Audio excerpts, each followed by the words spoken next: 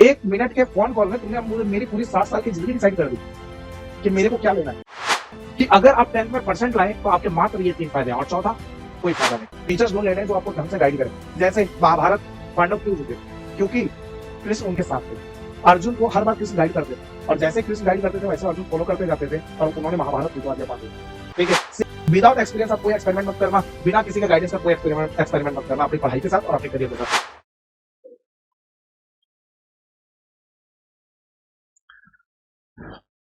हाय बच्चों, कैसे हैं आप सब। मैं रोशन भैया आप सबका स्वागत करता हूं आपके अपने YouTube चैनल ई आचार्य पे। वो बच्चे जो क्लास 10 से क्लास 11 में मूव कर चुके हैं उन सबका ई आचार्य फैमिली में मोस्ट वेलकम, वापस स्वागत है भैया।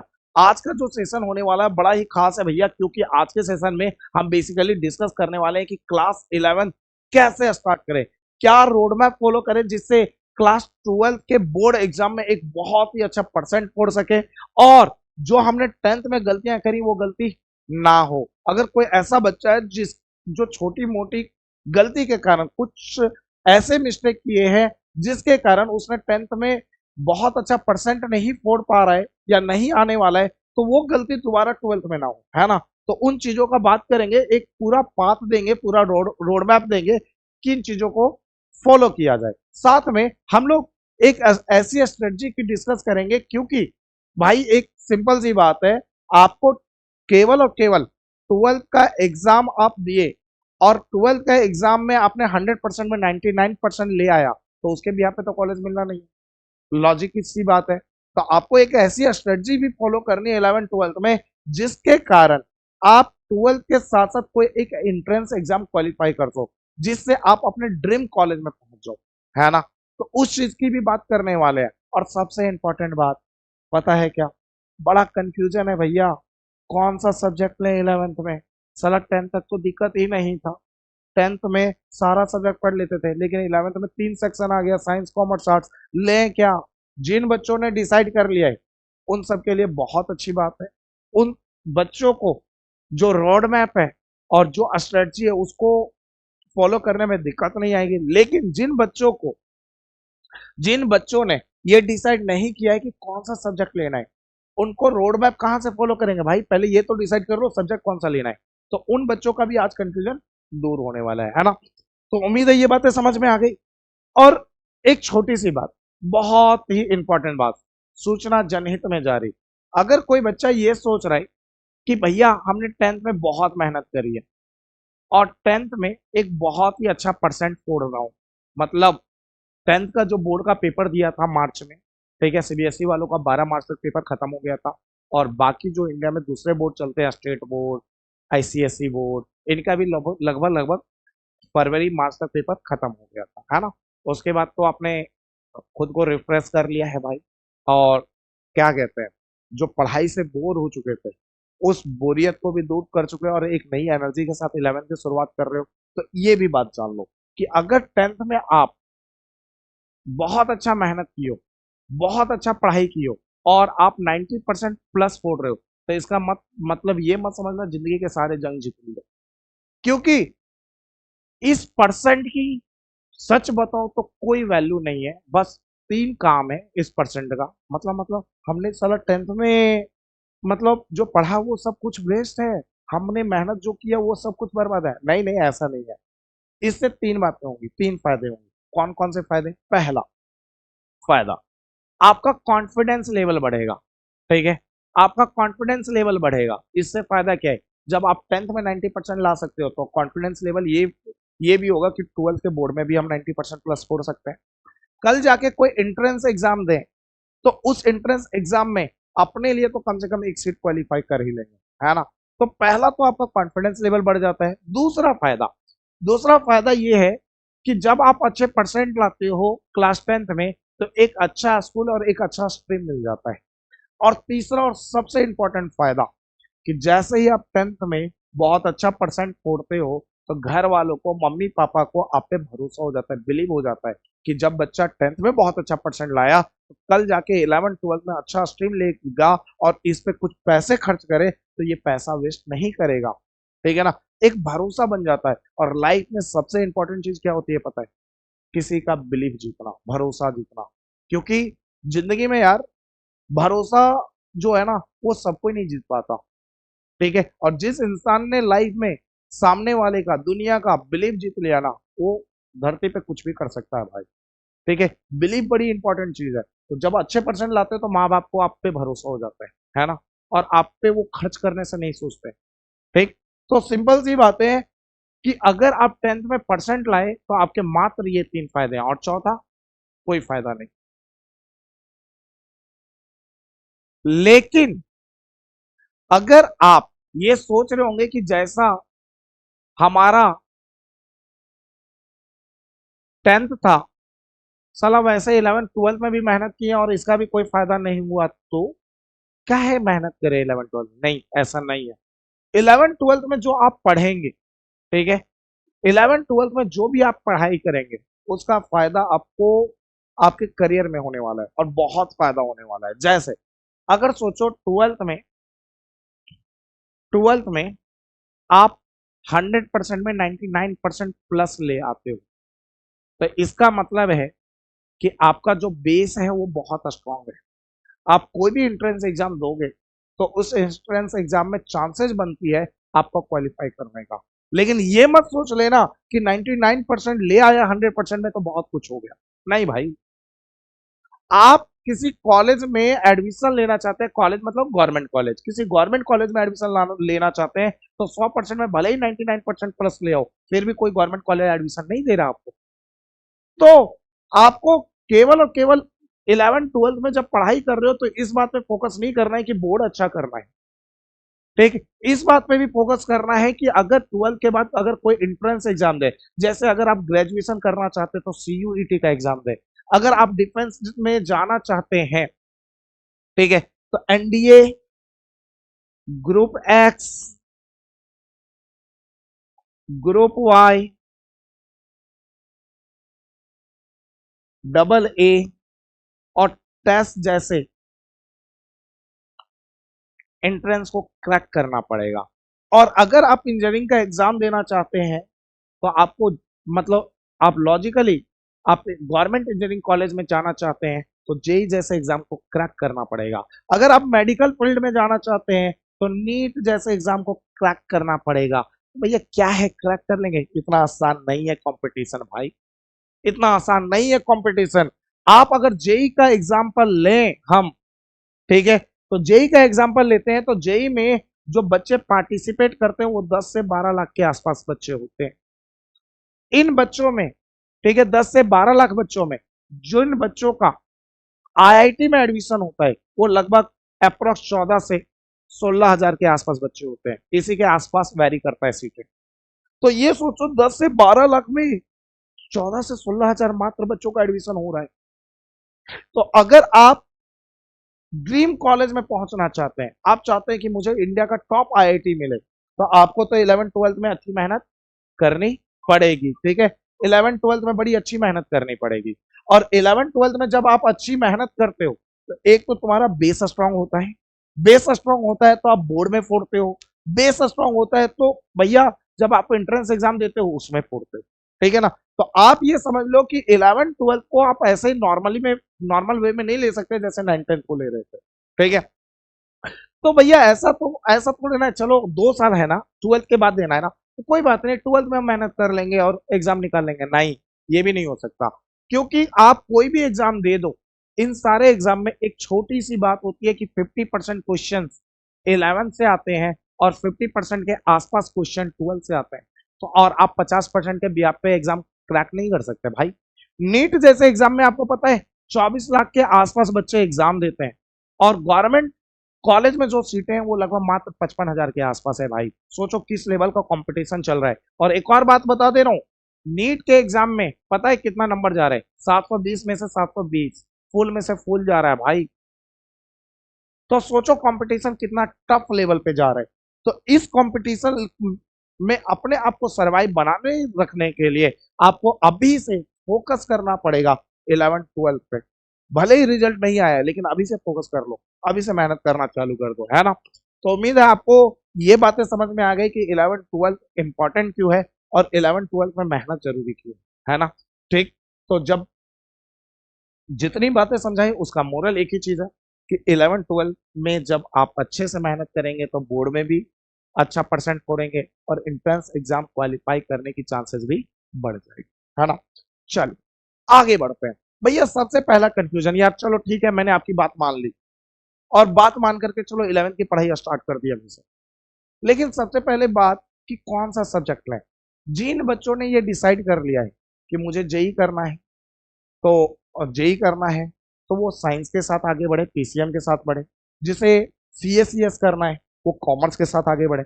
उन सब बच्चों के लिए बहुत अच्छा है क्योंकि उन्होंने अपने करियर को वैल्यू दिया। लेकिन हाँ, बहुत सारे बच्चे ऐसे होते हैं जिनको कोई गाइड करने वाला नहीं होता, बताने वाला नहीं होता, कंफ्यूजन बड़ी होती है कि कौन सा सब्जेक्ट ले कौन सा सब्जेक्ट ना ले। तो एक छोटी छोटी बात बताता हूँ, ध्यान से सुनो।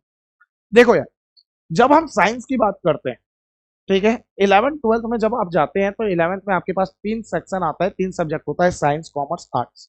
जब हम साइंस की बात करते हैं तो साइंस में पहला सेक्शन आता है पीसीएम का। पीसीएम मतलब फिजिक्स, केमिस्ट्री, मैथ। दूसरा सेक्शन आता है पीसीएमबी का, जिसमें होता है फिजिक्स, केमिस्ट्री, मैथ, बायो। और तीसरा सेक्शन होता है पीसीबी का, फिजिक्स, केमिस्ट्री, बायो का। जब हम कॉमर्स की बात करते हैं तो कॉमर्स में भी 2 सेक्शन होते हैं, एक कॉमर्स कॉमर्स विद मैथ्स और एक होता है कॉमर्स विदाउट विदाउट मैथ्स। अब क्वेश्चन आता है कि भैया ऐसे ह्यूमैनिटी में भी होता होगा, आर्ट्स में भी होता होगा। हाँ होता है, बहुत सारे जगह पे अलग अलग होता है। जैसे आर्ट्स में किसी को पॉलिटी, हिस्ट्री, ठीक है, और पॉलिटी हिस्ट्री के साथ उसे इकोनॉमिक्स मिल जाता है, किसी को पॉलिटी हिस्ट्री के साथ ज्योग्राफी मिल जाता है। कभी कभार कुछ स्कूल में हिस्ट्री मिलता है, पॉलिटी नहीं मिलता, उसकी जगह सोशियोलॉजी मिल जाता है। तो नॉर्मली आर्ट्स ही मानकर चलते हैं ना। तो आप सोचो, कहने को वो 3 सेक्शन है लेकिन 3 सेक्शन नहीं है भाई। यहाँ पे कितने हैं? साइंस के अंदर 3 है, 1 2 3 4 5, और आर्ट्स के अंदर 2 3 है, ठीक है, लगभग 6 7 सेक्शन है।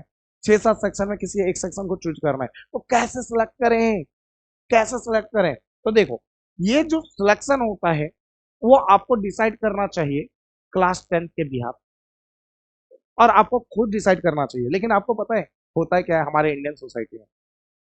एक छोटी सी बात बताऊं, जैसे आपका 10th का रिजल्ट आएगा ना और आपने बहुत अच्छा परसेंट छोड़ा, तो उधर से एक रिश्तेदार का कॉल आएगा जो बचपन से आज तक हो सकता है कभी कभार मिला हो, कभी कभार फोन पे बात किया हो, और जब 9th-10th में थे ना उन्होंने कभी फोन नहीं किया, कभी ये तक नहीं पूछा तू पढ़ कैसा रहा है, पढ़ने में कैसा है। और जैसे परसेंट आएगा, जैसे रिजल्ट आएगा, उनका कॉल आएगा, कितना परसेंट आया बउआ, कैसे, कितना परसेंट आया बचुआ।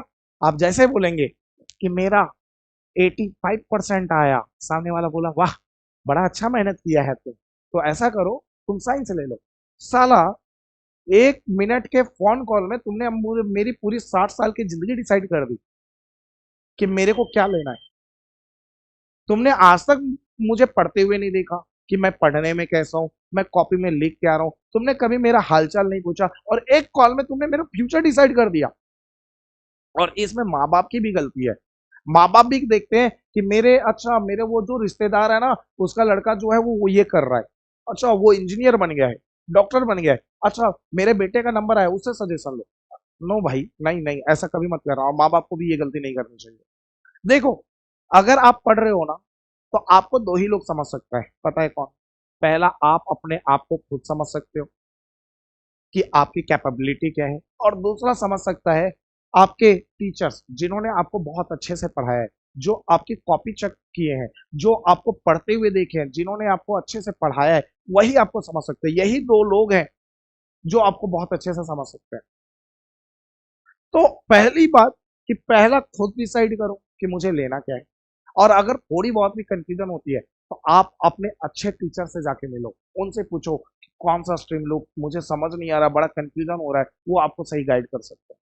और तीसरा, इस धरती पे कोई पैदा नहीं हुआ जो तुम्हें गाइड कर सके सही। बात समझ में आ गई? क्योंकि उन्होंने कभी तुम्हें पढ़ते हुए नहीं देखा, तुम्हारी कॉपी नहीं देखी, वो नहीं, पता नहीं तुम पढ़ने में कैसे हो, है ना। फिलहाल तो इस चीज को ध्यान रखना। तो भैया अगर मुझे लेना है, एक रैंडम मैं गाइड करूं, तो मैं आपको एक छोटी सी बात बता देता हूं।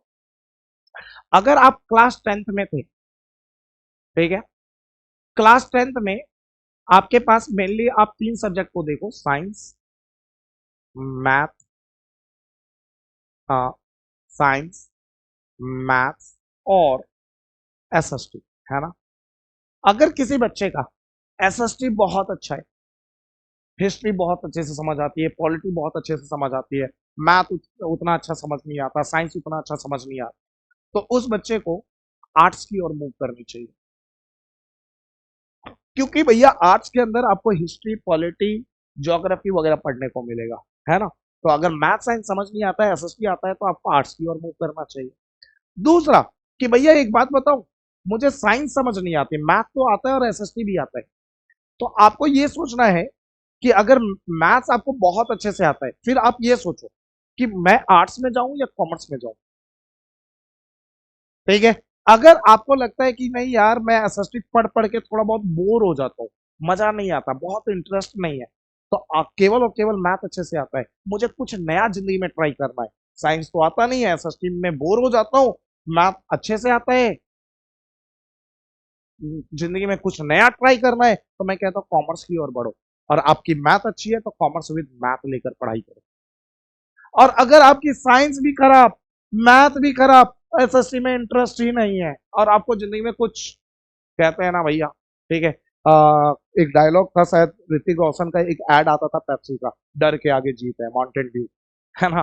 ठीक है, कि भैया साइंस भी अच्छा नहीं है, मैथ्स भी अच्छा नहीं है, और एसएसटी में इंटरेस्ट ही नहीं है, फिर क्या करूं, और कुछ जिंदगी में नया करना है, ठीक है, किक चाहिए, कुछ नहीं, कॉमर्स विदाउट मैथ ले लो, क्योंकि यहाँ मैथ तो पढ़ना नहीं है, साइंस से कोई दूर दूर तक नाता नहीं, आर्ट्स दिखेगा नहीं, ठीक है, तो आप यहाँ पे कुछ नई चीजें पढ़ेंगे, जैसे अकाउंट्स एक नया सब्जेक्ट होगा जिसको आप पढ़ेंगे, है ना। तो बीएसटी एक नया सब्जेक्ट होगा जिसको आप यहाँ स्टडी करेंगे, तो आपको कॉमर्स की ओर बढ़ना चाहिए। लेकिन अगर भैया भैया भैया भैया ये बात तो समझ में आ गया कि मैथ अच्छा, साइंस खराब, एसएसटी खराब, तो और कुछ नया करना है तो कॉमर्स विद मैथ, मैथ भी खराब, साइंस समझ ही नहीं आता, एसएसटी बोर लगता है, और जिंदगी में कुछ नया करना है तो कॉमर्स विदाउट मैथ। ठीक है, मैं उन बच्चों, फिर से बता दे रहा हूँ, सच सूचना जनहित में जारी, मैं उन बच्चों के बारे में बात कर रहा हूँ जिन जिन बच्चों के लाइफ में कंफ्यूजन है, मुझे क्या लेना चाहिए क्या नहीं लेना चाहिए। जो बच्चे क्लियर हैं, अच्छे से क्लियर है मुझे क्या लेना चाहिए, उनकी यहाँ पे बात नहीं कर रहा हूँ, वो अपनी जगह पे बहुत अच्छे हैं। ठीक है, फिलहाल अगर भैया एक बात बताओ, भैया एक बात बताओ, मुझे साइंस के 3 सेक्शन होते हैं, फिजिक्स, केमिस्ट्री, बायो। भैया एक बात बताओ, मुझे फिजिक्स समझ आती है, केमिस्ट्री आती है, लेकिन और बायो भी आती है, लेकिन मैथ नहीं आता। तो फिजिक्स केमिस्ट्री बायो आता है ना, तो पीसीबी के बारे में सोचो भाई। ठीक है भैया, एसएसटी में भी इंटरेस्ट नहीं है, बोला ना, तो जब मैथ में समझ नहीं आता है, एसएसटी में इंटरेस्ट नहीं है, फिजिक्स केमिस्ट्री बायो अच्छे से आता है, तो पीसीबी की ओर सोचो। ठीक, अगर कोई ऐसा बच्चा है जो मुझे ये कहता है कि भैया एक बात बताओ, फिजिक्स केमिस्ट्री अच्छे से आता है, बायो हवा भी नहीं लगता, मैथ समझ आ जाता है भैया, ठीक है, तो जब फिजिक्स आता है, केमिस्ट्री समझ आता है, मैथ समझ में आ रहा है, तो पीसीएम के बारे में पढ़ो। लेकिन एक बात बोलो भैया, कुछ बच्चे ऐसे भी हैं जिनको फिजिक्स तो आता है लेकिन केमिस्ट्री में दिक्कत होती है, फिजिक्स अच्छे से आ रहा है समझ, मैथ अच्छे से आ रहा है समझ, बायो थोड़ा बहुत आता है, थोड़ा बहुत समझ आता है, ठीक है, और केमिस्ट्री तो समझ नहीं आता, तो तब क्या करें, तब क्या करें, तब एक ही चीज करो, आप फिर भी पीसीएम की ओर बढ़ो, मतलब वहां केमिस्ट्री नहीं पढ़नी पड़ेगी। देखो यार, अगर आपको केमिस्ट्री समझ नहीं आ रही थी 10th में, तो दो ही लोगों की गलती हो सकती है, एक आपकी कि आपने उस पर ध्यान नहीं दिया, और दूसरा हो सकता है कि आपको जिस टीचर ने पढ़ाया हो उन्होंने अच्छे से नहीं पढ़ाया हो, तभी आपका उस सब्जेक्ट में इंटरेस्ट नहीं बना, और तीसरा कोई रीजन नहीं हो सकता। ठीक है, तो हो सकता है कि जब आप 11th में जाओ तो आपको अच्छी केमिस्ट्री का टीचर मिल जाए, और थोड़ा आप मेहनत करने लग जाओ तो आपकी केमिस्ट्री अच्छी हो जाए, है ना। तो अगर आपकी फिजिक्स अच्छी है, मैथ अच्छी है, केमिस्ट्री थोड़ा बहुत समझ आता है या नहीं समझ आता, फिर भी पीसीएम की ओर बढ़ जाना चाहिए आपको। लेकिन भैया एक बात बताओ, एक बात बताओ, एक बात बताओ, फिजिक्स आती है, केमिस्ट्री अच्छे से आती है, मैथ, सॉरी बायो भी आता है, और मैथ भी समझ में आता है, तो क्या करें। तो भाई देख लो यार, तो फिर आपको अगर चारों समझ में आता है तो फिर पीसीएमबी के बारे में सोचो। लेकिन एक और बात, एक और बात, एक और बात भैया, मुझे एक बात बताओ, फिजिक्स भी अच्छे से आ रही है, केमिस्ट्री भी अच्छे से आ रही है, बायो भी अच्छे से आ रही है, और मैथ भी बहुत अच्छे से आ रही है। फिर और मुझे मुझे ठीक है, नीट या जेई की तैयारी करनी है, इसमें कंफ्यूजन है कि नीट की करूं या जेई की। तो आप अपने आप से एक क्वेश्चन पूछो। पहला, physics okay, done. Chemistry done. अब मैथ और बायो में एक क्वेश्चन पूछो कि ज्यादा अच्छे से कौन समझ आता है, बायो या मैथ्स। मुझे इंटरेस्ट किस में है, मुझे इंटरेस्ट किस में है, मैथ में ज्यादा है, मैथ में ज्यादा है या बायो में। आपको लगता है कि फिजिक्स केमिस्ट्री मैथ में ज्यादा है, तो भाई आप जेई करो।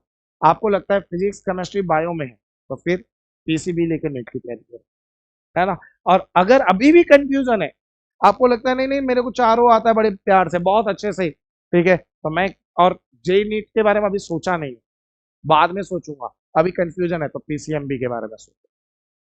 ठीक है, तो उम्मीद है आपको ये समझ में आ गया कि किस बिहाफ पे हम सब्जेक्ट डिसाइड करते हैं, कैसे डिसाइड करते हैं।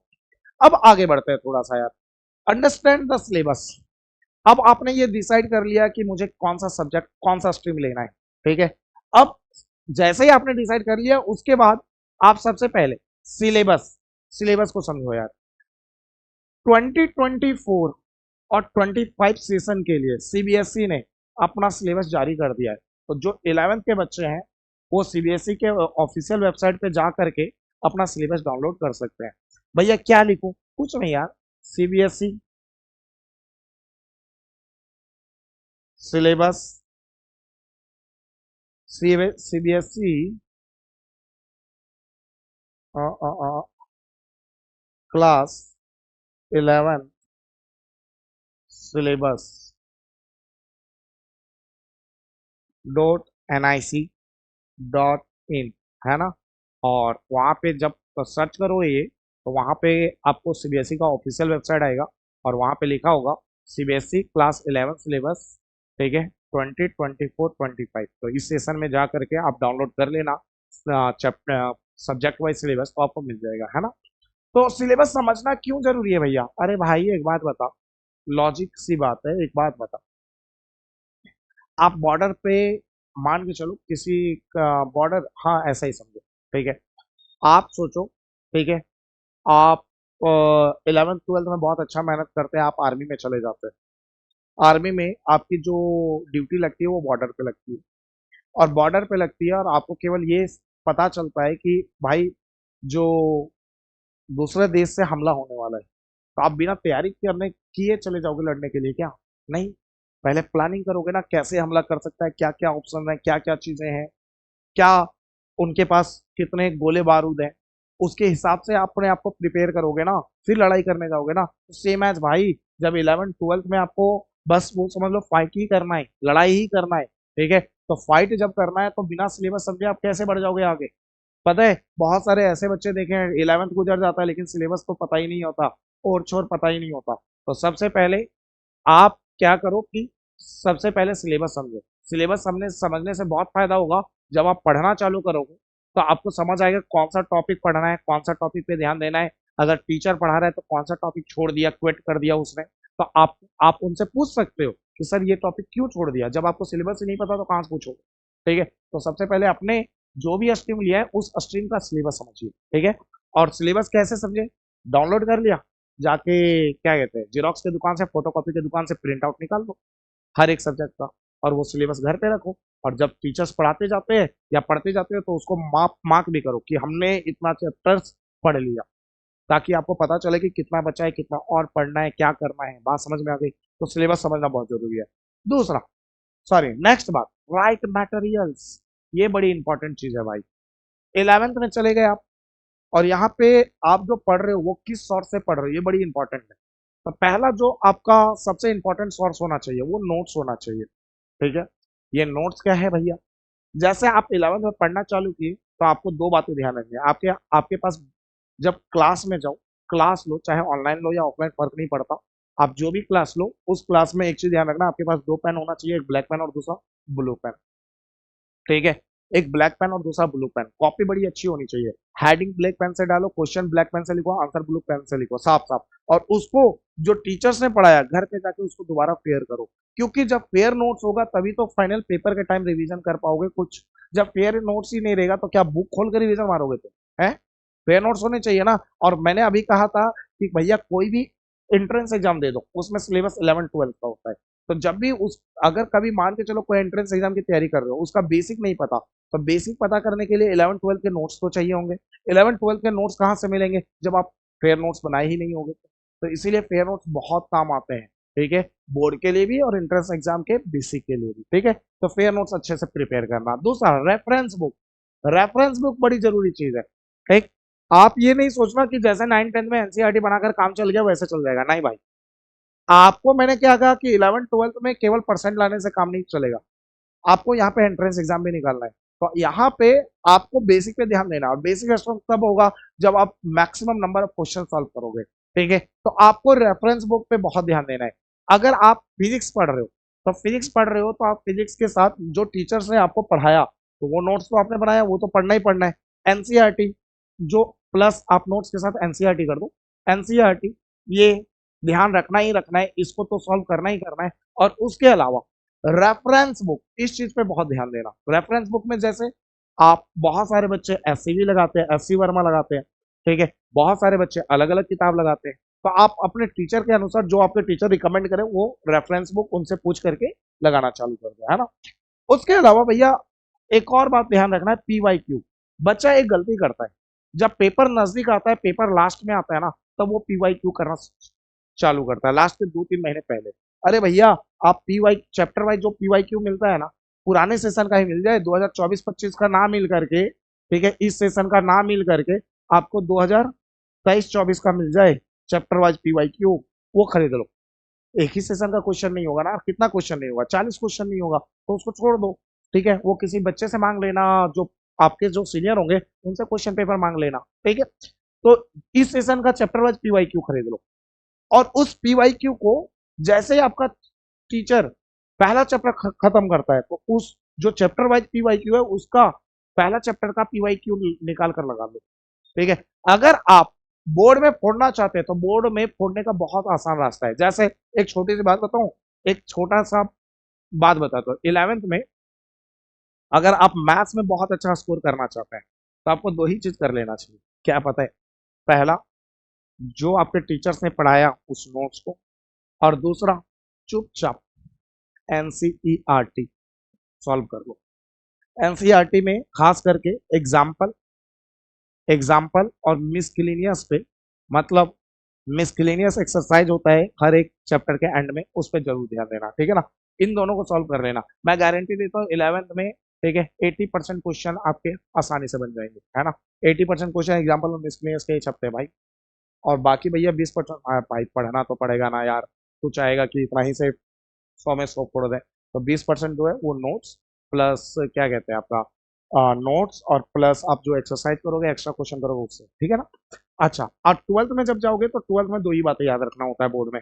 एक तो आपको नोट्स पढ़ना है अच्छे से, नोट्स, ठीक है, और नोट्स भी अच्छा लेवल का होना चाहिए यार। जैसा तैसा नोट्स नहीं होना चाहिए कि कुछ भी टीचर ने नोट्स बना दिया। आपके नोट्स पे लगना चाहिए कि हाँ, नोट्स जब पढ़ के जाते हो तो उससे क्वेश्चन टकराते हैं पेपर में। नोट्स की अपनी कैपेबिलिटी होती है, टीचर का पढ़ाने का एक लेवल होता है। अगर लग रहा है कि टीचर ने अच्छा पढ़ाया और उस नोट से क्वेश्चन आ रहे हैं, वो नोट्स इजी लैंग्वेज में, तो समझ लेना नोट्स बहुत अच्छा है। देखो यार, मैं हमेशा एक बात कहता हूँ कि अगर कोई बच्चा मैथ का क्वेश्चन सॉल्व कर रहा है और उसने जो सॉल्व किया उसका प्रोसेस बड़ा लेंथी है और उसने ज्यादा टाइम कंज्यूम किया, इसका मतलब ये नहीं कि उसको मैथ आ गया। मैथ आने का मतलब है कम टाइम में, इजी वे में, स्टेप में मैथ को सॉल्व करना। जो कम टाइम, इजी वे और स्टेप्स में मैथ सॉल्व करता है, मैं मानता हूँ उसी को मैथ आ रहा है, ठीक है। अब लेंदी प्रोसेस है, ज्यादा टाइम ले रहे हो तो उसका इसका मतलब ये थोड़ी ना आंसर ले आए तो मैथ आ गया, नहीं भाई, ऐसा नहीं होता, ठीक है ना। तो ध्यान रखना, नोट्स बड़ी अच्छी होनी चाहिए, लाजवाब नोट्स होनी चाहिए, नोट्स अच्छा होना चाहिए। उसके अलावा एनसीईआरटी पे फोकस रखना, अगर 12th में पढ़ना चाहते हो तो, plus NCERT example, NCERT exemplar, NCERT, और कहाँ चला गया भाई, एनसीईआरटी एग्जाम्पलर, ठीक है, इसे भी बना लेना। और इसके अलावा लास्ट, पीवाईक्यू।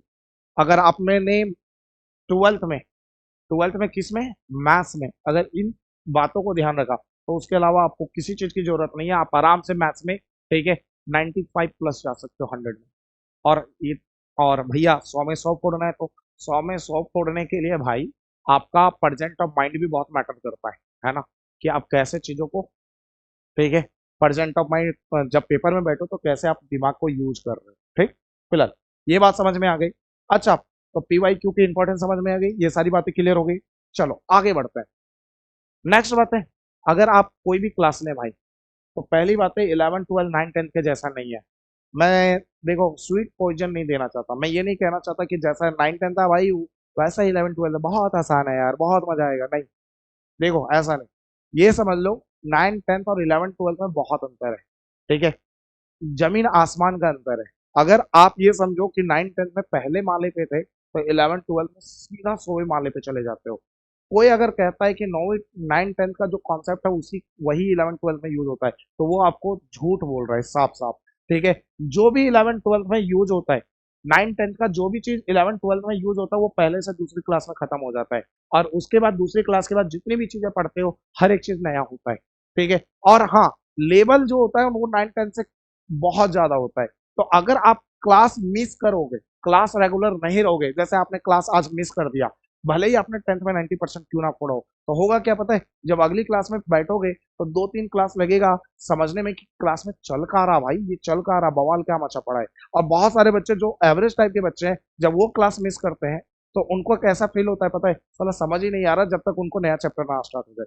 तो अगर आप बहुत अच्छे बच्चे हो पढ़ने में, फिर भी आपको दिक्कत होगा, अगर आपने आज क्लास मिस करी तो 2 3 क्लास आपको दिक्कत होगी उस टॉपिक को समझने में, जब तक नया टॉपिक ना चालू हो जाए। और जो एवरेज टाइप का बच्चा है उनको तो पूरे, अगर एक क्लास मिस हुआ तो पूरे चैप्टर में दिक्कत होने वाली है, जब तक नया चैप्टर चालू ना हो जाए उसको दिक्कत होगी होगी। उसके बाद उसका क्या होगा, जब दिक्कत होगी हर एक चीज समझ नहीं आएगा तो पढ़ाई से मन उब हो जाएगा, पढ़ने मन नहीं करेगा, तो ये समझ ही नहीं आता मैथ, समझ ही नहीं आता फिजिक्स, बोरिंग लगता है साला। अरे भैया कभी क्लास रेगुलर रहे हो, एक टॉपर्स बनने की के लिए सबसे बड़ी खासियत चाहिए, उन खासियत में से एक खासियत है बी रेगुलर इन क्लास। अगर आप टॉपर्स बनना चाहते हो तो पहली आदत डालो क्लास रेगुलर रहना, ठीक है। और केवल इतना ही से काम नहीं चलेगा कि आप क्लास रेगुलर रहे और टॉपर बन गए, नहीं, साथ में आपको घर पे सेल्फ स्टडी के लिए टाइम निकालना पड़ेगा। कितना पढ़ना है, बहुत सारे लोगों से सुनते होंगे कि वो बच्चा जो बोर्ड की तैयारी कर रहा है तो उनको कहा जाता है कि आप रोज पढ़ो। अगर मैथ है आपके पास 12th में तो आपको कहा जाता है 11 12 में तो कहता है रोज पढ़ो। नहीं, मैं ये नहीं कहता, मैं अपने बच्चों को एक सिंपल साफ साफ बात कहता हूँ कि देख भाई, चाहे कोई भी सब्जेक्ट हो, एक आदत डाल ले। आज अगर मैथ की क्लास है, मान के चलो मंडे वेडनेसडे और फ्राइडे को मैथ की क्लास हो रही है, तो मंडे को अगर मैथ्स की क्लास है तो मैथ्स की क्लास के बाद जाओ घर, आधा घंटा रिफ्रेश हो जाओ, आधे घंटे के बाद पढ़ने बैठो। पढ़ने जब पढ़ने बैठो तो पहले आधे घंटे, ठीक है, पिछले वाला रिवीजन करो, जो पहले पहले की क्लास में जो पढ़ाया गया उनको रिवीजन करो, और मन में नहीं, बोल बोल के कि आसपास अगर कोई हो तो उसको सुनाई दे, चाहे आप गणित ही क्यों ना पढ़ रहे हो। और जैसे ही कोई क्वेश्चन में डाउट लगता है तो उसको बनाकर देख लो। उसके बाद अगला 1 घंटा लगे, 2 घंटा लगे, 3 घंटा लगे, फर्क नहीं पड़ता, ठीक है, तब तक पढ़ो, तब तक अच्छे से प्रैक्टिस करो, जो जब तक आज की क्लास में जो पढ़ाया गया वो आपको अच्छे से ना आ जाए, ठीक है। अब मंडे के बाद ट्यूसडे को मैथ की क्लास नहीं है तो ट्यूसडे को पढ़ने की जरूरत नहीं, आप सीधा वेडनेसडे को पढ़ो, ठीक।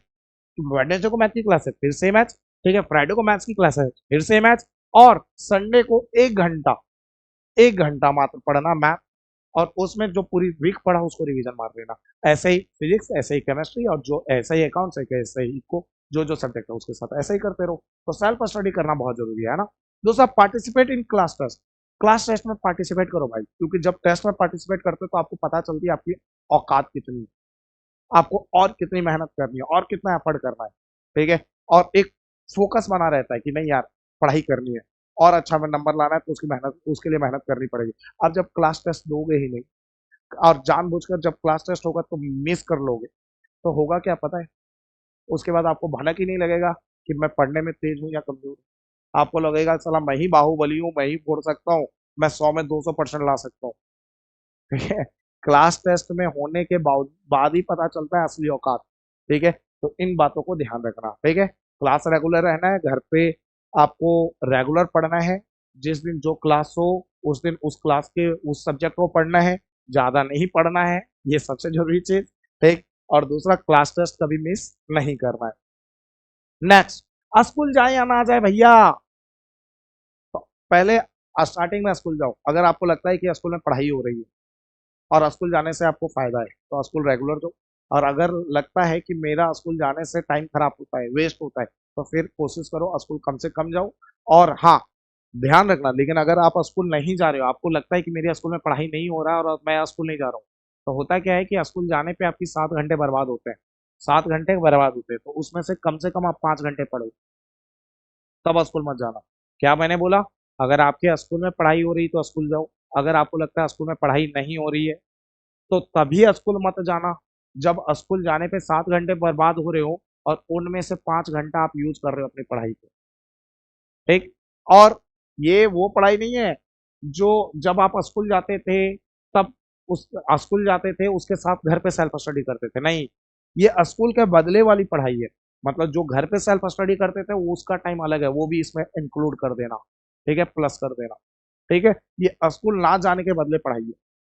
ठीक। और मैं आपको अभी से सजेस्ट करूं कि 11th 12th के साथ साथ आप कोई ना कोई एंट्रेंस एग्जाम की तैयारी चालू कर दो भाई, क्योंकि 11th 12th के नंबर की कोई वैल्यू नहीं है।